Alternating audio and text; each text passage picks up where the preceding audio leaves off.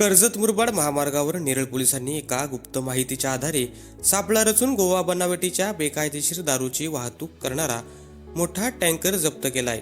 या कारवाईत पोलिसांनी तब्बल 1,07,27,600 रुपयांचा मुद्देमाल हस्तगत केला असून या आरोपीला अटक केली आहे। दिनांक 21 मार्च 2026 रोजी रात्री 10:15 सुमारास नेरळ पोलीस ठाण्याच्या हद्दीतील वारेगावच्या शिवारात कोकण किनारा हॉटेलसमोर ही कारवाई करण्यात आली।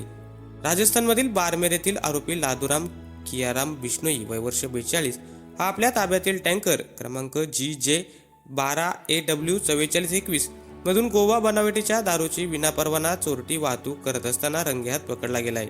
महाराष्ट्र दारूबंदी अधिनियम कलम 65 अनुसार गुन्हा नोंदविण्यात आला असून अधिक तपास सुरू आहे।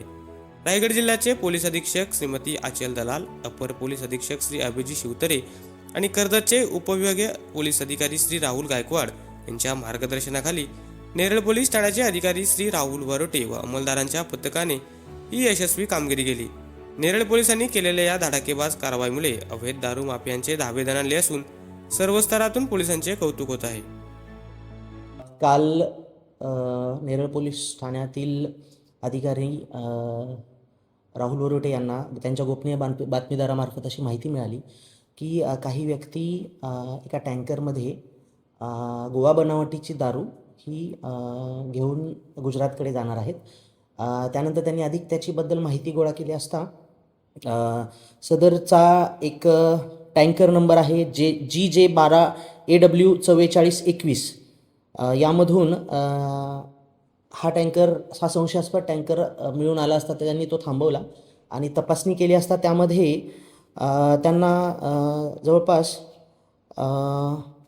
72 लाखाची गोवा बनावटीची दारू त्यामधून मिळून आलेली आहे। आणि ही जी हा जो टँकर आहे त्यांनी वारेगावाच्या हद्दीत कोकण किनारा हॉटेलच्या समोर त्या ठिकाणी पकडलेला आहे।